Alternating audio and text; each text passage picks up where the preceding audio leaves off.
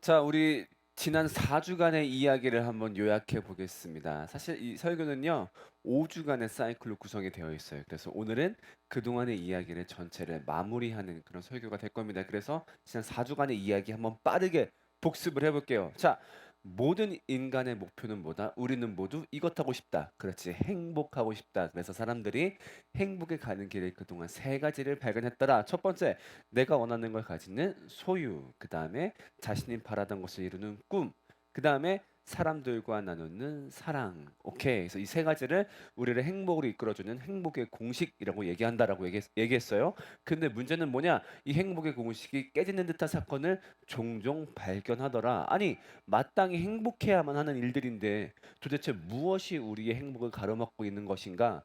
우리가 열심히 쌓아놓은 행복이란 성이 어떤 파도에 굉장히 쉽게 무너지던데, 자, 그렇다면은 이 우리의 행복은 이 행복의 성을 잘 사는 것도 중요하지만 사실 이 파도를 더 잘 막아내는 데 집중해야 되지 않을까 싶다. 자, 그래서 그럼 일단 이 파도의 정체를 알아보자. 무엇이 우리의 행복을 무너뜨리는가? 그 파도의 정체, 첫 번째 파도의 정체가 뭐였죠? 바로 맞습니다. 악함이었어요. 이 악함이 우리의 행복을 무너뜨린다. 이 악함을 두 가지로 나누어서 보았습니다. 첫 번째, 누구의 악함? 타인의 악함. 세상에 나쁜 놈들이 너무 많은데 이놈들이 나와 사랑하는 사람들의 행복을 위협하기 때문에 우리의 행복이 참 어렵다. 그다음 두 번째, 누구의 악함? 우리의 악함. 그렇죠? 우리 안에 있는 악함이 튀어나와서 우리 자신과 내 주변 사람들의 삶을 무너뜨리곤 한다. 자, 그다음에 두 번째 파도 또한 보았습니다. 두 번째 파도의 정체는 뭐였죠? 바로 죽음이었어요. 그렇죠? 죽음이 다가와서 정말 그 거대한 파도였죠. 죽음이 다가와서 우리가 갖고 있는 모든 행복을 앗아가 버린다. 우리는 그 앞에서 사실상 아무것도 할 수가 없다. 이게 그동안의 이야기였습니다. 자, 그렇다면은 오늘은 마지막 얘기예요. 어떻게 할 것인가? 그렇다면 악함과 죽음이 우리의 삶을 위협하고 있다면, 그것이 우리의 행복을 무너뜨리는 파도라고 한다면은 이 파도를 어떻게 막을 것인가? 근데 사실 참 막기 쉽지 않아 보이던데, 때로는 되게 막막해 보이던데, 그렇다면 우리는 어떻게 할 것인가? 거기에 대한 마무리를 오늘 이야기하고자 합니다.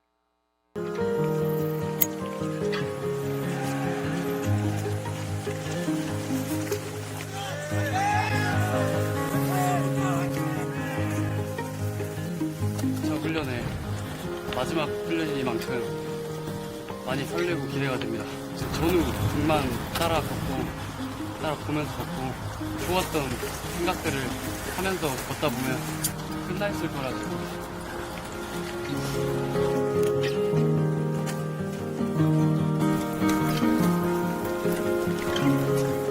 일단 어깨가 진짜 엄청 아프고, 그래도 옆에 전우들이랑 같이 가니까 멈추지 않고 계속 갈 수 있었던 것 같습니다.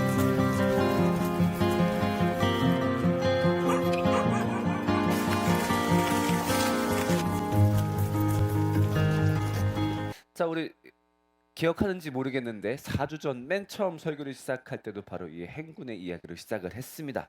행군에서 제일 중요한 것은 무엇이다? 우리 삶의 목적지를 향해서 올바르게 가는 게 제일 중요하다. 열심히 가는 것보다. 자, 우리 삶의 행군 또한 마찬가지라고 했어요. 우리 삶의 목적지는 행복인데, 그렇다면 이 행복을 향해서 어떻게 올바르게 갈 것인가? 오늘 이제 이 얘기를 하려고 합니다. 자, 그 전에 여러분께 재밌는 질문 하나 하려고 합니다. 어, 이상형을 고르는 이상형 월드컵을 할 거예요. 제가 두 가지 유형의 사람을 보여준 다음에 이 둘 중에 내 이상형에 조금 더 적합한 사람을 한번 골라 보는 겁니다. 자, 갑니다. 첫 번째, 축구를 잘하는 여자와 요리를 잘하는 여자. 자, 이 중에 내 이상형은 누구인가요? 그러니까 축구를 잘하는 여자 같은 경우는 좀 나와 공감대가 많을 것 같고, 그쵸?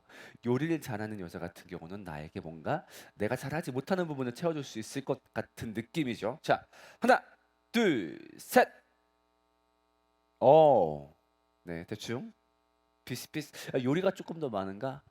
오케이, 손 내리고. 자, 그다음 두 번째.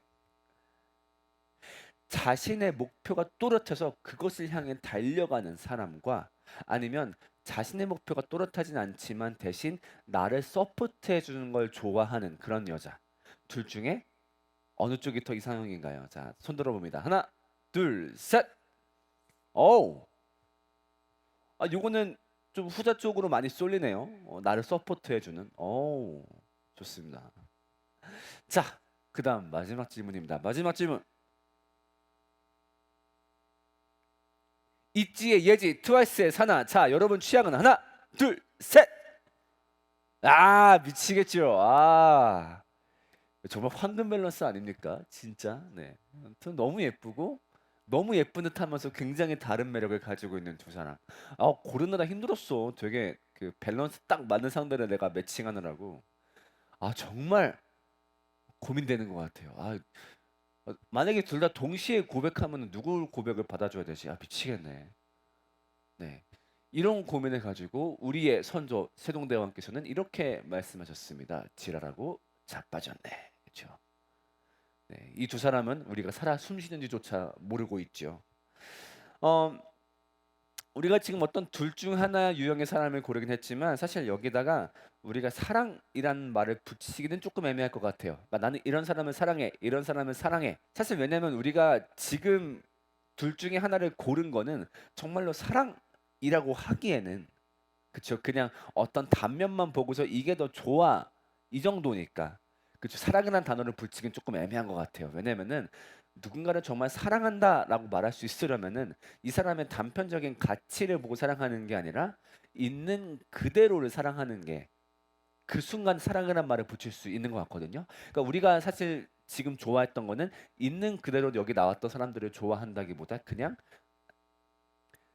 다시 그러니까 우리가 했던 거는 여기 있는 사람들을 있는 그대로 좋아했다라기보단 그냥 이 사람들의 단편적인 모습을 사랑했던 거죠. 자, 맞습니다. 사랑이라는 거는 있는 그대로를 사랑하는 거 그게 진짜 사랑인 것 같아요. 그래서 사랑 중에 최고의 사랑은 그 사람을 평가하는 게 아니라 그 사람의 가치에 좌지우지하는 게 아니라 그냥 그 존재 그 자체 있는 그대로를 사랑하는 게 정말로 찐 사랑이라고 얘기할 수 있을 거예요. 자, 근데 그런 생각이 듭니다. 있는 그대로의 사랑이 좋다는 건 알겠는데 이게 가능한가? 여러분 어떻게 생각하세요?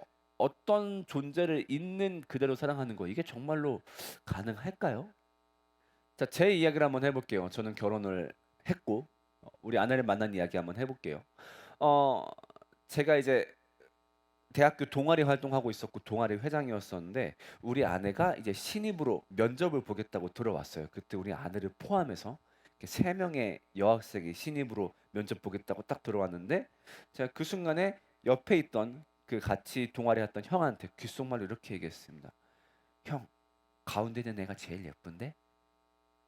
근데 그 사람이 지금 바로 우리 집에서 아이들을 돌보고 있죠, 현재. 자, 그러면은 저는 그때 우리 아내 될 사람을 어떻게 좋아하게 됐을까요? 그 사람의 있는 그대로의 가치가 좋아서? 아니죠. 예뻤으니까. 맞아요. 저는 그때 우리 아내가 갖고 있는 외모라는 가치 때문에 사랑하게 됐습니다.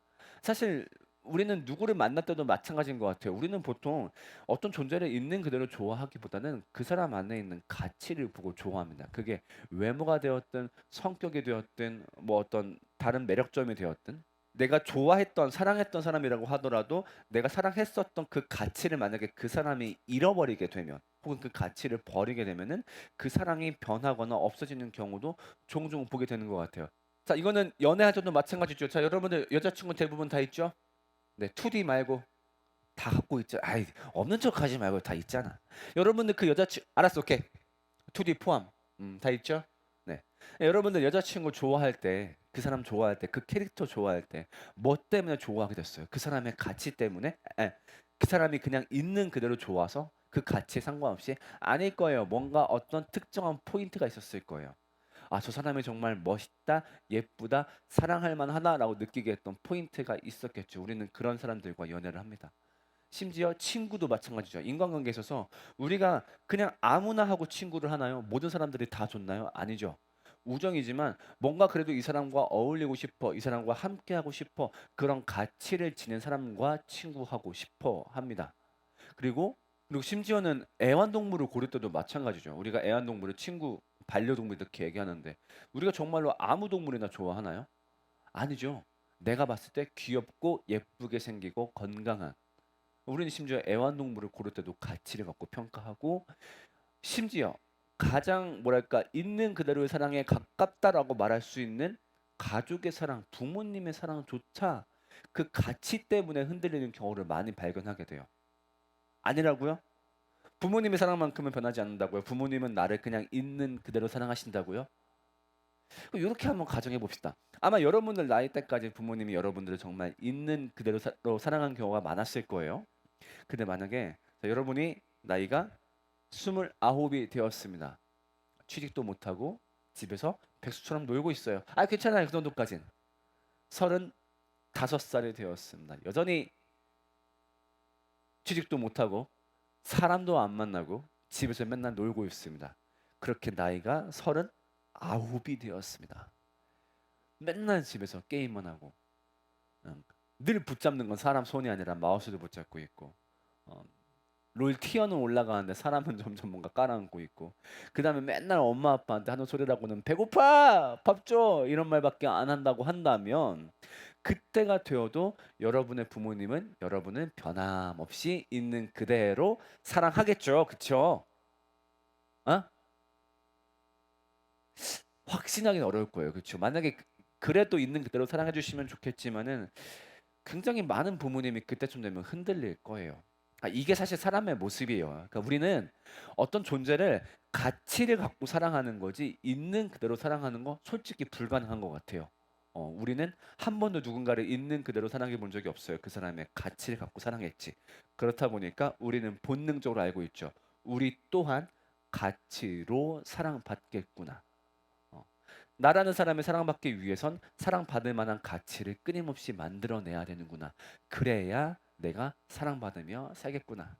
자, 그래서 우리는 끊임없이 증명하면서 살아야 됩니다. 나는 사랑받을 만한 놈이에요. 나 이럴 만한 가치 있어요. 제발 나를 사랑해 주세요. 이러면서 살아야 됩니다. 자, 누구한테 증명하고 있나요? 네, 여자친구한테 끊임없이 증명해야 돼요. 음. 사귄다고 끝이에요? 아니죠. 네가 고른 남자친구, 네가 고른 남편 부끄러운 사람 아니야. 그러니까 제발 나를 창피해하지 말아줘. 제발 나를 떠나가지 말아줘. 아니면 미래의 여자친구를 만나기 위해서 지금부터 나를 가꾸기도 하죠. 선크림을 열심히 바르기도 하고 뭐 운동해서 살을 빼기도 하고 몸을 만들기도 하고 아니면 여자친구한테 어필할 수 있는 어떤 특별한 능력을 갖추기도 하고 왜 그래야 사랑받으니까. 그렇잖아. 그다음에 친구 그룹 내에서 사랑받기 위해서 우리의 가치를 증명하곤 합니다. 그러니까 너무 좀 찐따처럼 보이지 않기 위해서 너 내 모습을 가꾸기도 하고 아니면 재밌는 말빨을 키우기도 하고 아니면 나 꿀리지 않아 친구들이 멋있는 차를 살 때 야 나도 차 샀어 나 니들보다 모자란 놈 아니야 제발 나도 너희 그룹에 끼워줘 이런 건 사실 이런 습관들은 굉장히 애 같아 보일지도 모르겠지만 성인이 되어서도 비슷한 것 같아요. 어떤 그 그룹에 들어갈 수 있게 자기의 가치를 끊임없이 증명하는 거. 그래서 남자들은 차에 집착을 하고 여자들은 집에 집착을 하죠. 그 다음에 또 누구한테 증명해요? 너 맞아요. 부모님께 증명해야 돼요. 부모님, 부모님의 아들 못난 놈 아니에요. 저를 부끄러워하지 말아주세요. 제가 부모님 쪽팔리게 안 만들어 드릴게요. 그래서 부모님의 어떤 사랑을 받기 위해서 끊임없이 또 우리가 어떤 가치를 만들기도 합니다. 또 이거는 부모님을 향해서 증명하는 것도 있지만은 나중에 부모님이 되면은 자녀에게 부모님이 가치를 증명해야 하는 경우도 생겨요. 아들아, 너희 엄마 아빠 나 부끄러운 사람 아니다. 그래, 내가 정말로 누구한테든 부족함 없이 해줄게. 그러니까 제발 나를 창피하다고 여기지 말아다오. 실제로 부모님이 자녀를 위해서 어떤 그런 가치를 증명해야 하는 압박에 시달리는 경우도 종종 발견하게 됩니다. 그리고 또 우리는 어디에다가 우리 가치를 증명해야 되죠? 맞아요. 직장에다가 우리의 가치를 증명해야 돼요. 지금 많은 취준생들이 스펙 쌓기에 열중을 하고 있습니다. 근데 어찌 보면 이거는 뭐라고 말을 할 수 있을까요? 회사에다가 자기 가치를 증명하는 일이죠. 저 무가치한 인간 아니에요. 저 요러요러한 능력을 갖추었어요. 그러니까 제발 저를 인정하고 저를 받아주세요. 저를 당신네 그룹 일원에 끼워주세요. 저의 가치를 알아주세요. 라고 어찌 보면 호소하는 거죠. 그러니까 우리는 끊임없이 이렇게 가치를 증명하면서 살아가고 있습니다. 나를 사랑해주세요. 나는 사랑받을 만한 사람이에요. 제발 날 사랑해주세요.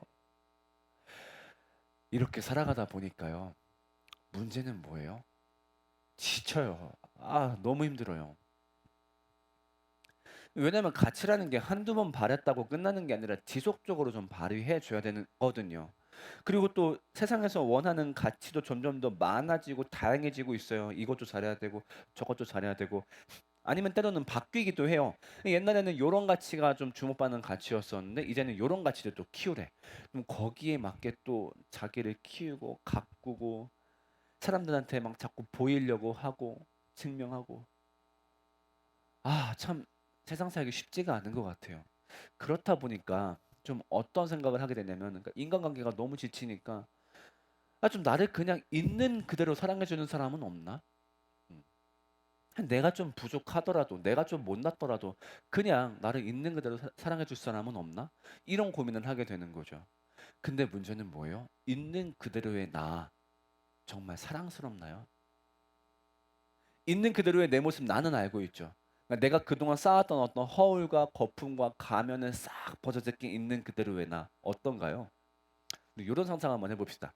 만약에 누가 어떤 사람이 나한테 굉장히 초소형 드론을 띄워 놓았어요. 이렇게 나를 빙글빙글 돌게. 내가 이걸 눈치를 못 챕니다. 그래서 이 드론은 나의 24시간을 촬영을 해요. 영상으로 다 촬영을 하죠. 근데 거기서 끝나는 게 아니라 내가 하고 있는 생각을 텍스트로 다 기록을 해뒀습니다. 그러니까 어찌 보면 속으로 하고 싶은 생각들도 다 기록하는 거죠. 예를 들면은 아침 9시 00분 일어나기 싫어. 9시 0시 2분 저 연예인 예쁘네. 뭐 아침 10시 11분 아우 쟤 죽이고 싶어. 아침 11시 와 쟤 몸매 좋은데. 이런 식으로 내가 갖고 있는 텍스트를 24시간 쫙 기록한다라고 해 봅시다. 자, 이 데이터 파일을 여러분들은 누군가한테 보여줄 수 있나요? 그래 그런 거 뺀다고 해 보자고. 뭐 이렇게 샤워하는 장면, 뭐 빨개 벗고 있는 장면 아니면 굉장히 프라이버시한 장면을 뺀다라고 하더라도 이거 누구한테 보여줄 수 있어요? 절대 못 보여줄 거예요. 왜냐면 내 안엔 감추고 싶은 모습과 감추고 싶은 생각이 너무너무 많거든요. 아까 얘기했던 이런 사람들, 내가 가치를 증명해야 될 사람들한테 보여줄 수 있나요? 아니면 나를 정말 아까 얘기했듯이 가장 있는 그대로 사랑해 주는 듯하는 우리 부모님한테 보여줄 수 있나요? 아니요. 오히려 더 못 보여드릴 거예요. 왜냐면 실망하시니까. 드론 이야기가 좀 실감이 안 나나요? 요렇게 한번 얘기해 볼까요? 여러분들 이 사람들한테 여러분의 인터넷 사용 기록 모두 공개할 수 있나요? 접속했던 사이트, 달았던 댓글들 다 보여줄 수 있어요? 못 그럴 거예요. 그 안에는 진짜 있는 그대로의 날 것에 내가 들어 있거든요. 근데 그 모습은 사람들에게 사랑받을 만한 가치가 없거든요. 너무 추하거든요. 그래서 우리는 본능적으로 알고 있어요. 있는 그대로의 나는 사랑스럽지가 않아요. 사랑받아 마땅하지 않아요. 오히려 사람들에게 외면받아 마땅하고 미움받아 마땅해요. 그래서 우리는 끊임없이 가면을 쓰면서 살아가죠. 아마 다들 굉장히 다양한 가면 갖고 있을 거예요. 좋은 아들로서의 가면, 좋은 친구인 척하는 가면, 좋은 회사 동료인 척하는 가면, 좋은 남자친구인 척하는 가면. 그렇게 내 안에 진짜 모습을 감추고 최대한 나를 덮어야 돼요. 그리고 우리는 나를 덮은 만큼 사랑받는 존재인 것 같아요. 그렇게 우리는 인간관계를 합니다. 자, 그러면서 있는 그대로의 나는 사랑받을 수 없는 건가? 나는 언제까지 이렇게 주변 사람들을 속이면서 사랑해야 되지? 그리고 언젠가 이 가면이 벗겨지면 어떡하지? 혹은 내가 더 이상 가면과 나를 덮을 수 있는 가치를 못 만들어내면 어떡하지? 그러면서 점점 더 마음이 외로워지고 공허해지는 것 같아요. 자, 근데 여러분한테 무슨 얘기를 해주고 싶냐면은 여러분을 있는 그대로 사랑한 이야기가 있습니다. 여기 있는 사람 한 명 한 명을 누군가가 정말로 있는 그대로 사랑했습니다. 그리고 현재 사랑하고 있습니다. 그 이야기를 들려주고 싶어요. 여러분을 있는 그대로 사랑한 그 인물의 이름은 바로 예수님입니다. 네, 갑자기 뭔가 너무 뜬금없는 얘기를 전환하는 것 같은가요? 아니에요. 이분이 여러분들을 있는 그대로 사랑해 주셨고 이 사랑을 알게 되는 그 순간 여기 있는 제 삶의 모든 것이 바뀌었어요. 그 놀라운 사랑 이야기 때문에. 예수님은 어떤 분이냐면요. 한번 다 같이 말씀을 한번 좀 보면 좋겠어요. 예수님은 다시. 예수님은 어떤 분이냐면요. 우리 한번 말씀을 같이 볼까요? 다 같이. 시작. 수고하고 무거운 짐 진 자들아 다 내게로 오라. 내가 너희를 쉬게 하리라. 어느 날 이 땅에 내려왔던 예수님은 우리한테 이런 말씀을 하셨습니다. 얘들아 힘들었지? 수고하고 무거운 짐 졌지? 그거 갖고 와. 내가 도와줄게. 자, 그러면 예수님은 과연 우리한테 뭐가 힘들었냐라고 묻는 걸까요? 우리가 어떤 짐을 지고 있다고 말을 하는 걸까요? 바로 악함과 죽음의 문제인 거죠. 얘들아, 악함 때문에 힘들었지, 그치? 세상에 악한 놈들 너무 많고 이놈들 때문에 내 삶의 행복이 방해받을까 봐, 내 삶의 안전이 방해받을까 봐 너무너무 힘들었지. 그 다음에 니네 안에 있는 악함의 문제 때문에 너무 힘들었지, 그치? 착하게 살아야지. 남을 실망시키면 안 되지. 근데 그게 잘 되디? 그 결심들이? 매번 한 결심들이 잘 이루어지지 않았을걸? 어찌 보면은 세상에서 너를 가장 많이 실망시킨 사람은 너 자신이었을걸? 그리고 죽음의 문제 힘들었지. 너무 두렵지.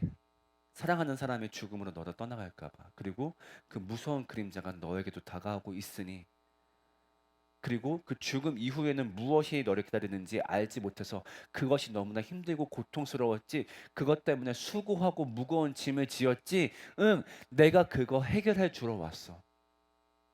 내가 너를 위해서 그 모든 걸 해결해 줄게.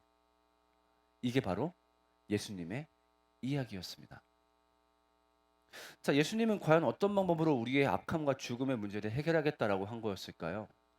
성경에 따르면은 악함과 죽음은 우리의 선택으로 인해서 들어왔다라고 합니다. 인간이 하나님과의 관계를 끊으면서 하나님으로부터 공급되고 있었던 선과 생명이 사라지다 보니 그때부터 악함과 죽음이 들어온 거죠. 이 저주를 없애기 위해서 누군가 이 선택에 대한 대가를 치러야만 했어요. 근데 예수님이 그 대가를 대신 치르겠다.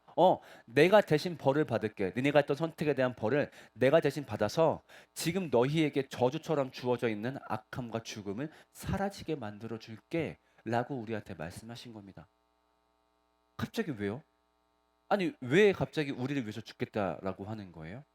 대답은 심플합니다. 너네 사랑하니까. 난 널 너무 사랑해. 그래서 나는 너를 너무 사랑해. 그래서 네가 악함과 죽음의 문제 때문에 고생하는 게 너무 보기 싫어. 그래서 내가 너를 위해서 내 목숨을 내놓을 거야. 그래서 우리 한번 말씀을 같이 읽어볼게요. 시작. 하나님이 세상을 이처럼 사랑하사 독생자를 주셨으니. 아, 잠깐만, 저기요. 당신은요 나를 몰라요. 지금 저를 위해서 죽겠다고 하셨는데 저는 누군가 저를 위해서 생명을 바칠 만한 존재가 아니에요. 아이, 그래요. 물론 저보고 착하다고 하는 사람들 많이 있어요. 저보고 좋은 아들이라고 말하는 부모님도 있고 제가 좋은 친구인 줄 아는 친구들도 있어요. 근데 그건 어디까지나 제가 착한 척하기 때문에 그런 거예요. 그 당신도 나를 진짜로 알게 된다면은 나를 위해서 목숨을 바치겠다? 그러면 못할 거예요. 야, 알아 임마. 내가 널 만들었어. 그래서 네 안에 있는 죄와 네 안에 있는 악함과 네 안에 있는 더러움을 너보다 더 잘 알아. 너 추한 놈인 거 알고 결심한 거 잘 안 지켜지는 거 알고 네 마음속에 음란함도 있는 거 알고 감추고 싶은 기록도 너무너무 많은 거 알아. 그런데 난 너를 사랑해. 그래서 너를 위해서 내 생명을 주고 싶어. 이렇게 말씀하십니다. 다 같이 한 번만 더 읽어볼게요. 예수님이 말씀하십니다. 시작. 친구를 위하여 자기 목숨을 버리면 이보다 더 큰 사랑이 없나니. 어느 날 뜬금없이 이런 말씀하십니다. 얘들아, 세상에서 제일 큰 사랑이 뭔 줄 알아? 친구를 위해서 자기 목숨을 버리는 게 제일 큰 사랑이야. 갑자기 저 말씀을 왜 하시지? 그리고 얼마 후에 예수님은 자기가 했던 말씀을 십자가 사건으로 직접 증명하십니다. 아까 말했듯이 인간은 그 선택에 대한 대가를 치러야 되는데 그 대가를 치르는 방법이 절대 간단하지 않습니다. 하나님과 관계를 끊었던 그 시도이기 때문에 그 대가는 절대 가벼운 방법으로 치를 수가 없어요. 바로 끔찍한 죽음으로 치료됩니다. 예수님이 그 대가를 대신 치르기 위해서 십자가에 매달려 못 박혀 죽었습니다. 이것이 바로 기독교의 이야기예요.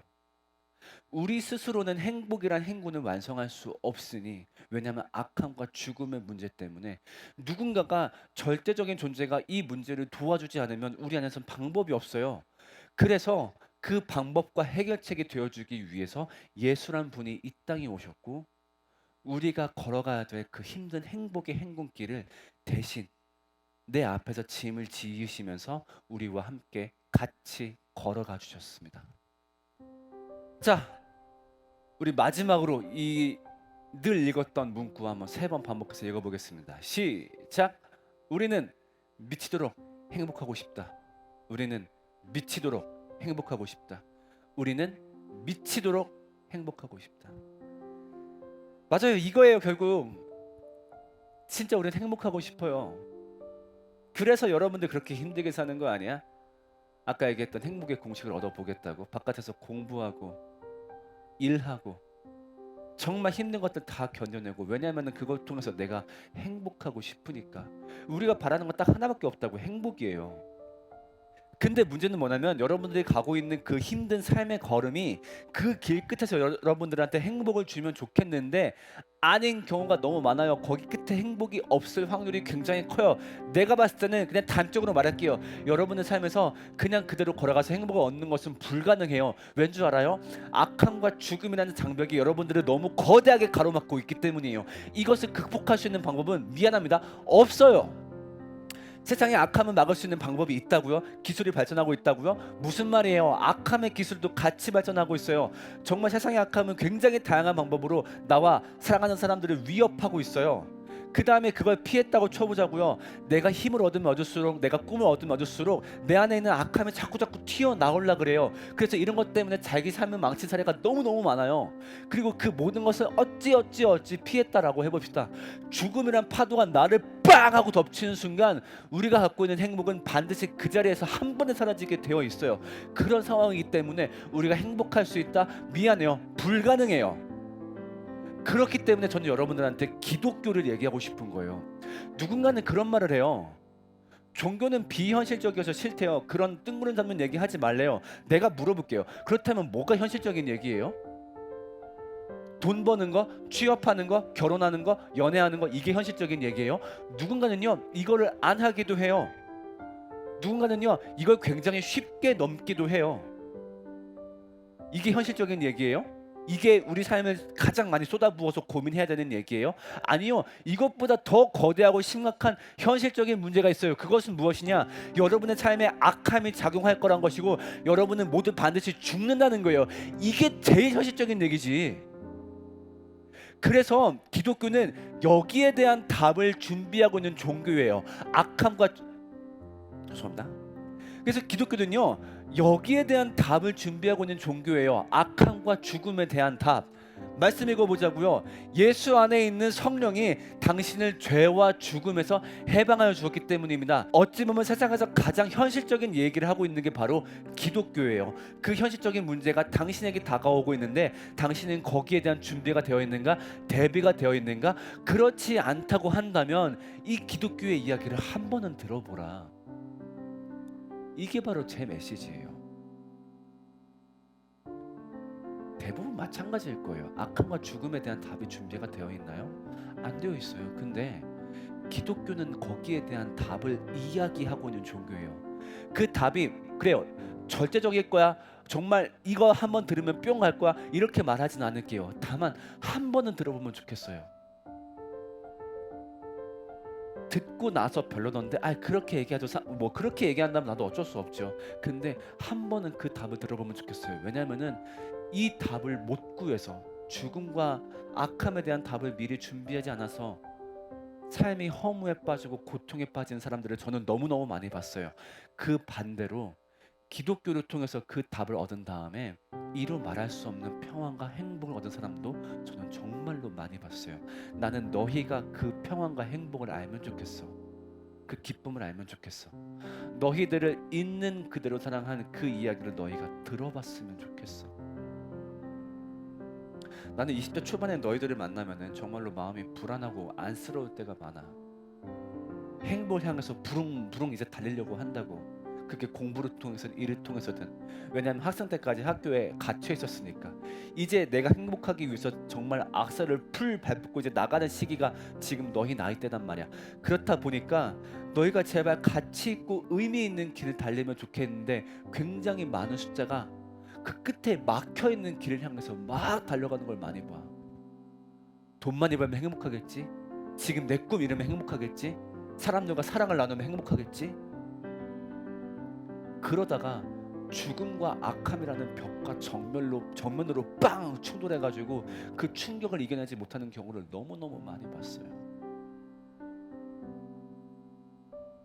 행복하고 싶다면은 그 악함과 죽음에 대한 답을 꼭 알고 있어야 돼요. 그리고 기독교는 거기에 대한 답을 갖고 있는 종교고, 거기에 대한 답의 내용은 뭐냐면은 여러분이 있는 그대로 사랑받았다라는 이 얘기예요. 자, 이 이야기를 사실은 그동안 다 풀어내지 못했어요. 5주간의 제 목표는 뭐였냐면 여러분들한테 이 이야기를 한번 들어보시라. 여기서 이렇게 다수를 상대로 5주 안에 이야기하는 건 솔직히 조금 힘들어요. 그래서 여러분이 나중에 자대를 가든 혹은 전역을 하든 교회 문을 꼭 한번 두들겨 달라고 얘기를 하고 싶어요. 이 악함과 죽음에 대한 답이 궁금하다면, 정말로 그 답을 얻고 정말로 그 행복을 얻고 싶다라고 한다면은 교회 문을 꼭 한번 두들겨 주세요. 그리고 목사님께 물어봐 주세요. 죄와 사망에 대한 답을 내가 알고 싶다고. 저는 이 자리에 있는 여러분이 행복하기를 진심으로 바랍니다. 자, 우리 마지막으로 기도합시다. 기도가 어색한 친구들 있을 겁니다. 이렇게 한번 가정해 보자고요. 세상에 신이 존재하고 절대자가 존재하고 이 세상의 모든 걸 창조한 절대자가 존재하고, 그 절대자가 지금 이 자리에 함께 있고, 그리고 지금부터 내가 할 기도를 굉장히 듣고 싶어하며 귀 기울이고 있다라고 가정해 봅시다. 그리고 그 존재가 하나님이라고 생각을 해봅시다. 하나님께 이렇게 기도해 봅시다. 첫 번째로 행복하게 해달라고 기도합시다. 정말 행복하고 싶어요. 그러니까 이 힘든 삶을 살고 있는 거 아니겠어요? 정말로 내 인생의 행군 그 끝에서 내가 행복을 말할 수 있기를, 행복을 향해서 달려가는 나의 이 인생의 행군이 성공적으로 잘 마무리되게 해달라고 우리의 행복을 위해서 기도합시다.